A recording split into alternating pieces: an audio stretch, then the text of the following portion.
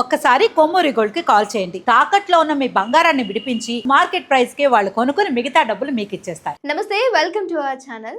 ఈరోజు మనం ఒక వంట చేయబోతున్నాం.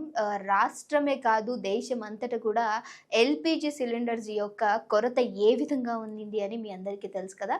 సో అందుకనే మీ అందరికీ ఓ మంచి టిప్ చూపించబోతున్నాము. ఇప్పుడు మనం గ్యాస్ లేకపోయినా సరే మనం వంట చేసుకోవచ్చు, మన ఇంటిలో పాది కూడా మంచిగా తినొచ్చు అనమాట. సో దానికి కావాల్సినటువంటి పదార్థాలు ఏంటి అండ్ అలానే అసలు దేంతో వంట చేయబోతున్నాం, గ్యాస్ లేకుండా ఏంటి అనే డౌట్ మీ అందరికీ రావచ్చు. సో ఆలస్యం చేయకుండా అసలు ప్రాసెస్ ఏంటి అనేది చూసేద్దాం.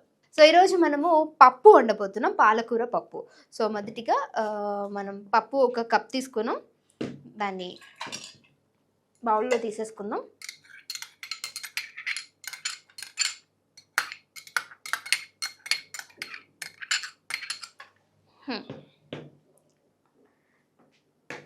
తర్వాత ఇది టమాటోస్, ఆల్ మిక్స్ కాబట్టి ఏమైనా వేసుకోవచ్చు. ఆనియన్స్, తర్వాత పాలకూర, పచ్చిమిర్చి. సో కొత్తిమీర మనం లాస్ట్లో వేసుకుందాం.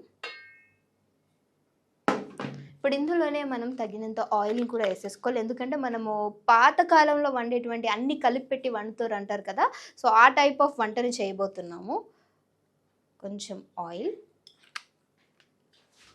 తర్వాత కారం,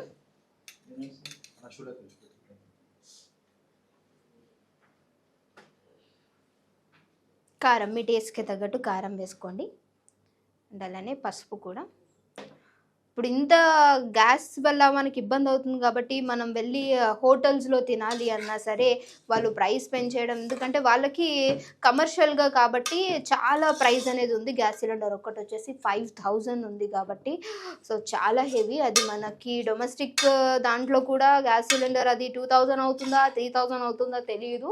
సో రాబోతున్న రోజుల్లో ఎంత ఇబ్బందికరంగా ఉంటుంది అనేది కూడా మనం చెప్పలేం కాబట్టి సో మీ అందరి కోసం అని చెప్పి మనం టీవీ నుంచి మీకు ఒక మంచి ఉపాయం, సో ఏ విధంగా వంట చేసుకోవాలి అనేది. సో ఆల్మోస్ట్ మనం అన్నీ కలిపేసాం కాబట్టి ఇప్పుడు ఇందులో కొంచెం వాటర్ని తీసుకుందాము. యాక్చువల్గా నేను ఏంటంటే మా ఆఫీస్లో అందరికి కూడా వంట చేస్తున్నాను, ఎందుకంటే గ్యాస్ కొరత ఉండడంతో ఆఫీస్లో ఏం చెప్పారంటే ఈరోజు అందరినీ కూడా బాక్స్ తెచ్చుకున్నారు. బేసికలీ మాకు ఆఫీస్లోనే ఫుడ్ ఉంటుంది, అందుకని మా వాళ్ళందరి కోసం ఆలోచించి సో మీకు కూడా అసలు ఏ విధంగా చేసుకోవచ్చు అనేది ఐడియా కోసం అని అందరి కోసం కుక్ చేయడం జరుగుతుంది ఇక్కడ. అందుకని ఇంత హెవీగా నేను అనేది తీసుకున్నాను. సో ఇప్పుడు మొత్తం అంతా మనం ఫిల్ చేసేసుకున్నాం, వాటర్ ఇంకా పప్పు పాలకూర అన్నీ కూడా. సో ఇప్పుడు దేంతో వండబోతున్నాం అనేది చూసేద్దాం. సో ఇంట్లో ఉన్నటువంటి ఇలాంటి ఐటమ్స్ తోటి మనం వంట కూడా చేసుకోవచ్చు అనేది నిరూపించబోతున్నాను ఇప్పుడు నేను. జస్ట్ దీన్ని మునిగేంత వరకు పెట్టుకొని జస్ట్ స్విచ్ ఆన్ చేసుకుంటే చూద్దాం మనం. A few minutes later. Start అయింది ఇప్పుడు మనకి బాయిల్డ్ అవ్వడం అనేది. ఆల్మోస్ట్ మనకు ఒక 10 to 25 minutes టైం పడుతుంది. చూద్దాం మన పప్పు ఏ విధంగా కుక్ అవుతుంది అనేది. సో ఎందుకంటే డొమెస్టిక్లో చూసుకున్నా అండ్ అలానే కమర్షియల్గా చూసుకున్నా, కమర్షియల్ అంటే బయటకు వెళ్ళి మనం ఏదైతే తింటూ ఉంటాం వాళ్ళకి సిలిండర్స్ ఖర్చు ఎక్కువైపోయింది అండ్ అలానే మనకు కూడా ఎక్కువైపోయింది. చూద్దాం అసలు ఏ విధంగా కుక్ అవుతుందని.